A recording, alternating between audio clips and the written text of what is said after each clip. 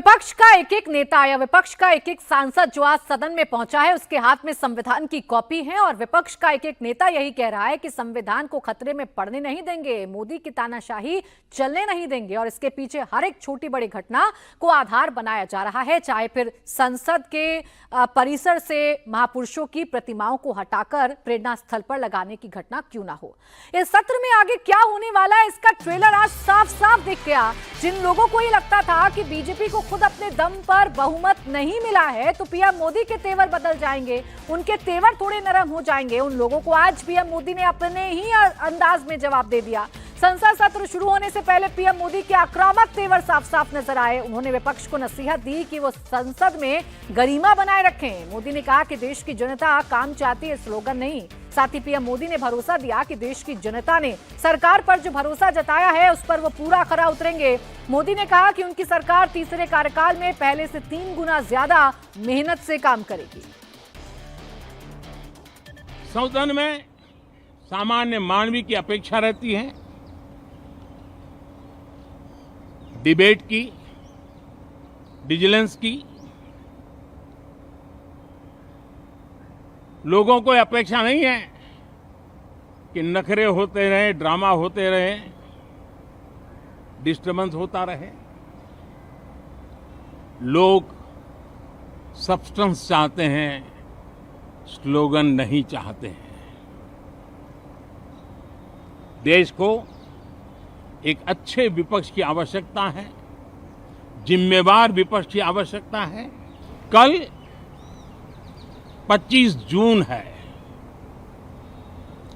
जो लोग इस देश के संविधान की गरिमा से समर्पित हैं, जो लोग भारत की लोकतांत्रिक परंपराओं पे निष्ठा रखते हैं, उनके लिए 25 जून न भूलने वाला दिवस है।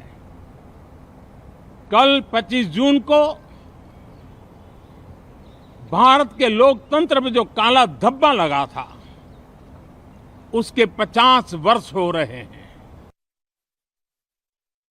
नए उमंग, नए उत्साह के साथ नई गति, नई ऊंचाई प्राप्त करने के लिए ये अत्यंत महत्वपूर्ण अवसर है। श्रेष्ठ भारत निर्माण का, विकसित भारत 2047 तक का लक्ष्य, ये सारे सपने लेकर के, ये सारे संकल्प लेकर के आज 18वीं लोकसभा का प्रारंभ हो रहा है। देश की जनता ने हमें तीसरी बार मौका दिया है। ये बहुत ही महान विजय है, बहुत ही भव्य विजय है और तब हमारा दायित्व भी 3 गुना बढ़ जाता है। और इसलिए मैं आज देशवासियों को विश्वास दिलाता हूं कि आपने हमें जो तीसरी बार मौका दिया है, 2 बार सरकार चलाने का अनुभव हमारे साथ जुड़ा है।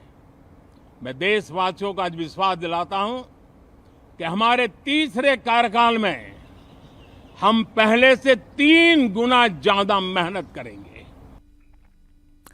तो सत्ता पक्ष ने अपनी लाइन क्लियर की। प्रधानमंत्री नरेंद्र मोदी ने साफ कर दिया कि हम डिफेंसिव तो कतई होने वाले नहीं हैं। विपक्ष अगर कॉन्फिडेंट है अपनी संख्या बल को लेकर, इस बार विपक्ष अगर मजबूत है तो सरकार भी पूर्ण बहुमत वाली सरकार है। बीजेपी के अपने दम पर अच्छे नंबर्स हैं, इसलिए बीजेपी कॉम्प्रोमाइज करेगी या उनकी सरकार कॉम्प्रोमाइज करेगी, ये फिलहाल होता हुआ नजर नहीं आ रहा है। देवेंद्र, मेरे सहयोगी हमारे साथ लगातार बने हुए हैं इस खबर पर।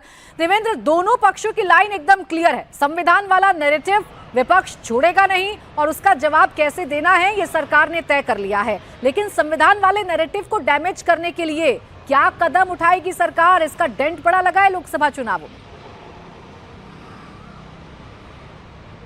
बिल्कुल प्राची, खूब बोलो। जो कहा जाता है ना कि लोकतंत्र का मूल मंत्र है कि खूब बोलो, लगातार बोलो, ज़ोर से बोलो, ऊंचा बोलो। और उसमें परसेप्शन की लड़ाई मुख्यतः होती है, उसमें फैक्ट्स ग्राउंड पे तो बहुत कम जाता है, कई सारे केसेस में तो बिल्कुल नहीं जाता, लेकिन एक परसेप्शन बना दिया जाता है। उसी की लड़ाई है। उसमें अपोजिशन क्योंकि उसका स्वाद चख चुका है, उसको पता है कि पिछले लोकसभा चुनाव में उसने इस मंत्र के सहारे जो अभियान चलाया उसने उसको रिजल्ट दिया है। अब ऐसे में वो और ज़्यादा एग्रेसिव होकर उसी अभियान को चलाएंगे। सत्ता पक्ष के सामने ये ज़रूर चुनौती होगी कि उसका काउंटर आप कैसे करें। जैसे शीर्ष स्तर से तो काउंटर किया जाता है, क्या ग्राउंड तक वो बात पहुंच पाती है और ग्राउंड तक आपके कार्यकर्ता उस बात को लेकर जाते हैं और उस नैरेटिव को काउंटर करते हैं। कम से कम अगर राज्यों के हिसाब से देखें तो यूपी में और बिहार में भले ही रिजल्ट सत्ता पक्ष के फेवर में रहा है, लेकिन जो मार्जिन अगर आप देखें, जो वोटों का अंतर देखें तो वो कम था। उससे ये समझ में आ रहा है कि ये फैक्टर इन दोनों ही राज्यों में बखूबी चला है, आरक्षण संविधान वाला मसला, और वहाँ पर बीजेपी कमज़ोर रही है। तो निश्चित तौर पर आगे वो चुनौती रहेगी सत्ता पक्ष के लिए कि कैसे अपोजिशन के इस नैरेटिव को काउंटर करें।